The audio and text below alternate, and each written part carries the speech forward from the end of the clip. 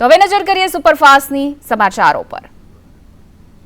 ભાજપમાં વિવાદ વચ્ચે સીએમ ભૂપેન્દ્ર પટેલ દિલ્હીમાં। અલગ અલગ બેઠકોના વિવાદ વચ્ચે સીએમ દિલ્હીમાં। મેનિફેસ્ટો કમિટીની બેઠકમાં હાજર રહેશે સીએમ ભૂપેન્દ્ર પટેલ। હાલની રાજકીય સ્થિતિ પર હાઈકમાન્ડ સાથે કરી શકે છે ચર્ચા।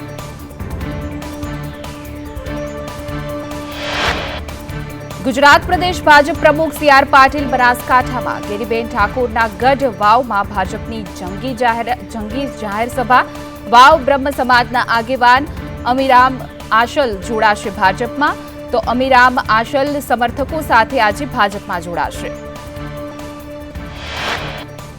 કેન્દ્રીય મંત્રી પરસોત્તમ રૂપાલા જઈ શકે છે દિલ્હી। 3 એપ્રિલે કેન્દ્રીય બેઠકમાં તેઓ હાજર રહી શકે છે તેવું હાલ સૂત્રો પ્રમાણે જાણવા મળ્યું।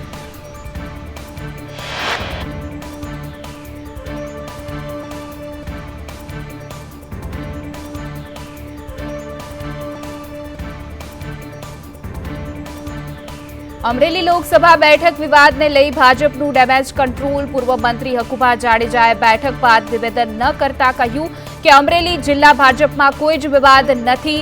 5 લાખ મતથી ભાજપનો ભવ્ય વિજય થશે। મારામારીની ઘટના ટિકિટ માટે ન હોવાની હકુભાનો ખુલાસો। સાબરકાંઠા ભાજપમાં કકળાટ વચ્ચે મોટા સમાચાર। અરવલ્લી જિલ્લા યુવા મોરચા પ્રમુખે પોલીસ સ્ટેશનમાં કરી અરજી। અમીશ પટેલે ભીખાજી વિરુદ્ધ પત્રિકા વેચનાર સામે તપાસ કરવા ઉલ્લેખ। તો અમીશ પટેલે કહ્યું કે સોશિયલ મીડિયામાં પ્રદેશ નેતાઓને કરાઈ રહ્યા છે બદનામ। તમામની ઓળખ કરી કાર્યવાહી કરવા માંગ। છેલ્લા કેટલાક દિવસોથી સાબરકાંઠા ભાજપમાં ચાલી રહ્યો છે કકળાટ। ભાજપના વિદેશી સમર્થકોએ એટલાન્ટામાં વડાપ્રધાન નરેન્દ્ર મોદીના સમર્થનમાં કાર રેલીનું આયોજન કર્યું હતું। રેલીમાં લગભગ 150 કારોએ ભાગ લીધો હતો। અબ કી બાર 400 પારના નારા સાથે સમર્થન ઉમટ્યા। ભારતની ચૂંટણીનો અમેરિકામાં પ્રચાર। પીએમ મોદીના સમર્થનમાં ઉતર્યા એનઆરઆઈ। તો અમેરિકામાં પીએમના સમર્થનમાં શીખ સમાજની કાર રેલી। ભાજપના ઝંડા અને બેનર્સ સાથે કાઢી રેલી। તો અબ की बार 400 के पारना બેનર્સ છવાયા। तीसरी बार मोदी सरकारना लाग्या पोस्टर।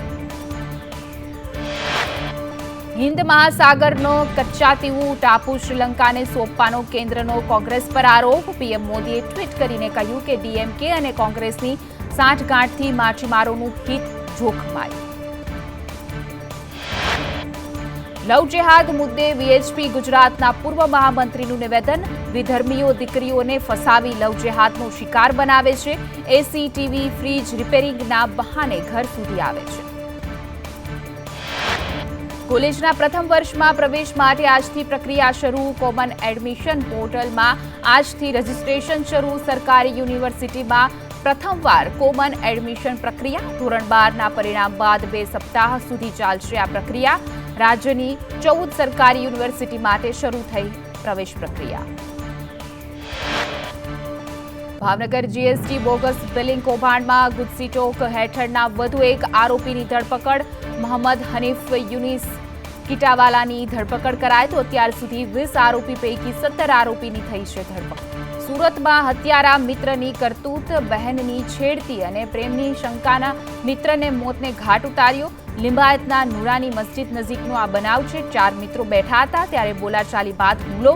બોલાચાલી ઉગ્ર બનતા બેને ચપ્પુના ઘા ઝીક્યા, જેમાં એકનું મોત।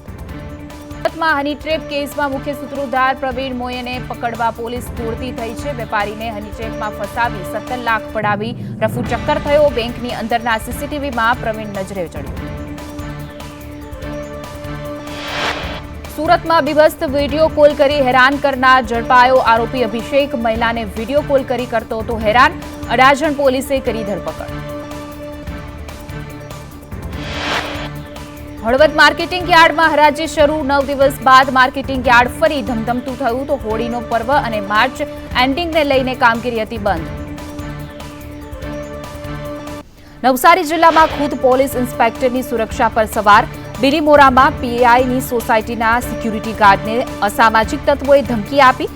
માથાભારે હિરેન ટનેલ સામે ફરિયાદ।